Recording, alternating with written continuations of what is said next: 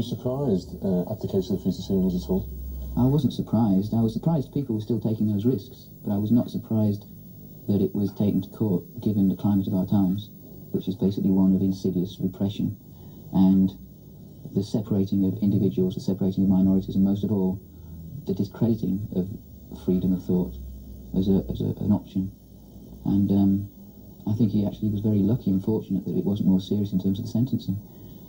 But I don't think people should be surprised, and I don't think people should expect to see overt attacks on the status quo from artists. My experience has been, since my case, that most artists are a bit like civil servants. They want to get their steady income each year, and they want to get their little job at the art college and their bursaries, and they don't want to rock the boat because they're scared of what can happen.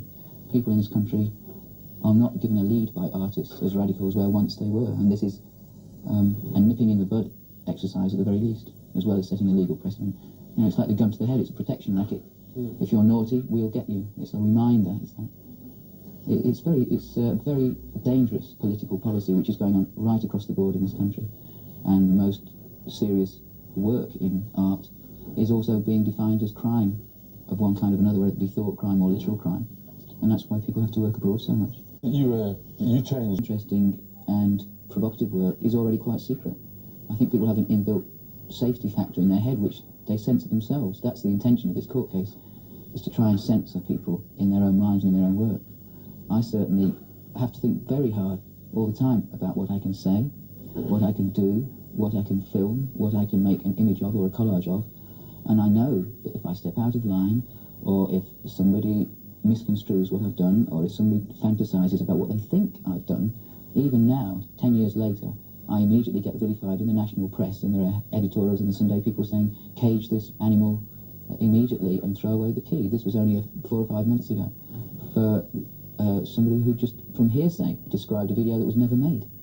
You know, yes, it's very intimidating, and I certainly do try to work anywhere but England. You know, to me, England is an artistic dead zone, because there are thugs going around in uniform threatening anyone who tries to express something other than the common agreed status quo vision of reality. And artists, to me, are supposed to, by nature, tread the line of what is not acceptable and look inside themselves as deeply as possible to deprogram what society tells them is around. The agreed reality is not reality. There is no reality. There are no real moralities either. You know, and that is why you get endless conflict if you start to try and do something that has real content. Let's sort of set up it again about For me, art is the ultimate questions, the ultimate thoughts. How to deprogram yourself. I believe that everyone is programmed from birth, and that is unhealthy. And the artist is the inheritor of the tradition of wise people, shaman and priests, the ritual side of the social animal, there to expiate psychic and philosophical problems. That's what art is meant to be about, is rescuing people from the fear of death and the fear of life. And that's a very thin line.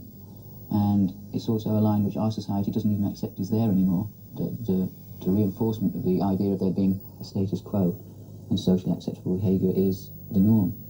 And I believe the artist is there to question and to destroy and cut up and reposition and collide any possibility that they see in order to try and save people from being dead while they're alive. Now that's going to cause conflict with authority. Do you think art that shocks people? I don't think it's necessarily the technique to use at the moment to shock people for its own sake. I certainly have never tried to shock people for the sake of it, but I have taken the risk of questioning as deeply as possible any motive or any impulse that I felt I had, because I consider myself to be extraordinary, in other words, totally ordinary, like everyone else. And I believe that the drive within an artist is the same drive which can be found in every individual on the street, but normally the language it's given to them in turns them off, makes them disinterested, where in fact they should be very interested. This case is about human rights and human freedom. It just so happens to be in an art gallery, but it's the same problem that confronts a single mother trying to get a house on a housing estate from the council, or a black person trying to get a job. So